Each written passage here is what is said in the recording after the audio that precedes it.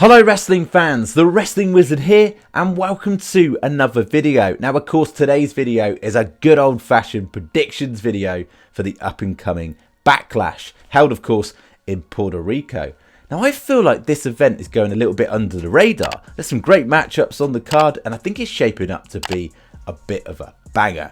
Now let's kick things off at random with the triple threat match for the United States title, of course, between Bronson Reed, Bobby Lashley and the champ Austin Theory. Now, on paper, of course, overwhelming favourite is Bobby Lashley, but I don't think he's going to win. I think somehow, some way, in some snaky fashion, that Austin Theory is going to steal the victory. He's going to get the win. He's probably going to pin Bronson Reed off one of Bobby Lashley's big moves. I think that's the way it's going to go down. I can't see the United States title moving to SmackDown and there being an immediate change of hands. I think the Bobby Lashley story moving forward is going to go one of two ways. I think either they're going to have him as a contender for Roman Reigns for the WWE Undisputed title, at least go for that at some point, or, and this is out there, we could get some Bray Wyatt shenanigans. Of course, people anticipating the Bray Wyatt return. There's unfinished business with Bobby Lashley and Bray Wyatt. That story didn't even get a chance to play out.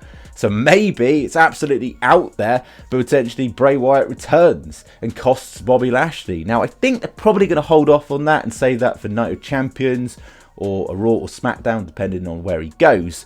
But one thing we know for absolute certainty is we're not going to get a continuation between the Bronson Reed and Bobby Lashley feud because they're both on separate brands now. And I think it's unlikely that they're going to replay the Austin Theory Bobby Lashley angle. I just don't see that happening. It's possible, they're on the same brand, but I'm going with Austin Theory for the victory here. Next up, we got a matchup for the Raw Women's title. Of course, Bianca Belair taking on Iyo Sky. And let's face it, really, this is the SmackDown Women's title, as Bianca Belair is on SmackDown. Now, unfortunately for Iyo Sky, I don't think she's going to get the victory. I think Bianca Belair, the Terminator of WWE in the women's division, is going to get the victory. But I think there's going to be some damage via damage control. And I think Bayley's going to show her true colours. I think in some way she's going to cost Iyo Sky. And I think that's where we're going to see the turn with damage control. Maybe not. Maybe they keep them together for a bit longer. But if you look at all the damage control members individually, I think Iyo Sky is the one that you could really push as this massively over babyface. She's got the theme, she's got the charisma, she can perform in the ring, and she's pretty popular as well. I'd love to have seen her tag with Asuka, but of course they're now on separate brands, so that can't happen. But maybe those two have a matchup down the line at a WrestleMania. That would be pretty cool. But I'm going with Bianca Belair.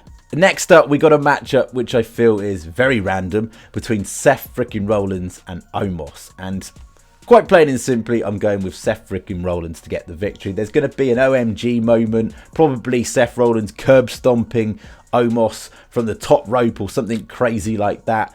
But as much as WWE big up Omos as the Nigerian giant that's 7'3" and over 400 pounds, I'm sure they've told us that billions of times. And yes, there's a time and place for characters like that in WWE.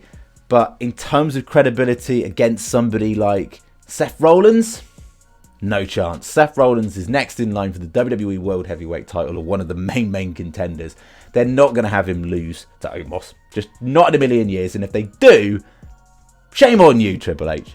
Next up, we got a battle between little and large, of course, Zelina Vega taking on Rhea Ripley for the SmackDown Women's title, which is technically the Raw Women's title, really, with Rhea being exclusive to Raw, if you think about it. Now, on paper, you'd think this is going to be an absolute squash match, that Rhea is going to crush Zelina Vega. Zelina Vega's only 5'1". So you've got to think she's going to get annihilated, but she won't. Zelina Vega is going to put on absolute masterclass. It's going to be a clinic. She has been putting in the reps behind the scenes. She's already put Rhea Ripley on her ass a couple of times. And this is going to be a match that's going to deliver in front of course, Zelina's hometown fans. And it makes a lot of sense to go that way. But in terms of result, in terms of the victor, surely it's going to be Rhea Ripley. Like, there's no way there's going to be a title change here this early. Absolutely no chance in hell. Next up, we move on to another hometown hero, the megastar in Bad Bunny, of course, taking on Judgment Day member Damian Priest. I think Bad Bunny is going to get the victory here. I think it's going to be a real feel-good moment. Bad Bunny can go at it. He really can. But of course, you can't ignore the the faction angle. Judgment Day are going to get involved to try and help. The LWO are going to get involved to try and help. And I think the help from the LWO is going to, of course, help Bad Bunny get the victory somehow, some way. This is not going to damage Damian Priest in any way. I think it's going to be a top match. I'm looking forward to this one.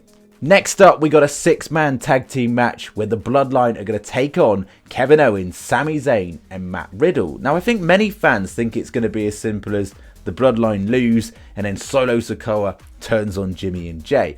And I don't think it's going to be as clear cut as that. It's clearly quite obvious, and WWE haven't been subtle with this, that Roman Reigns is passing on orders to the wise man, Paul Heyman. He's passing on orders to Solo Sikoa. But what those orders are specifically, we're assuming that it's to take out the Usos, right? It looks like it. When Solo came down the ramp the other day, we weren't sure whether he was going to help or hinder the Usos, and that's just the intrigue that this brings. It's brilliant because we don't know. It's very ambiguous. It could go one way or the other. But I think it's to take out the Usos. I think that's the orders. But I think we're going to see a conflicted Solo Sikoa. He's getting orders from Roman Reigns, Paul Heyman.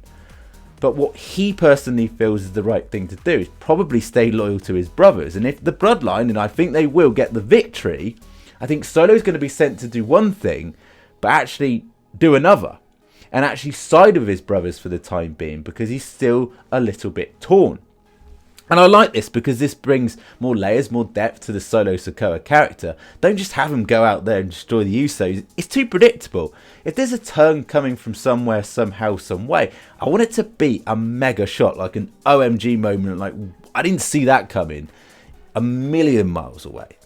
And so let's just look at it with an open mind and think, well, actually, maybe it won't be as predictable as Solo just taking out the Usos. So I'm going with the Bloodline to actually win, and then more questions and answers of the Bloodline. Next up, of course, the slobber knocker of a matchup between Cody Rhodes and Brock Lesnar. And I think this is going to be just that. It's probably going to be blood, sweat and tears and everything. And you've got a seriously fired up Cody Rhodes wanting to get revenge on Brock Lesnar. However, I hate to be the bearer of bad news. I don't think we're going to get a clean victory here. I think there's going to be a no contest. I think there'll be a rematch down the line. I'm not a fan of having Cody Rhodes lose back-to-back premium live events. It just doesn't make sense. I'm not a fan of Brock Lesnar losing either.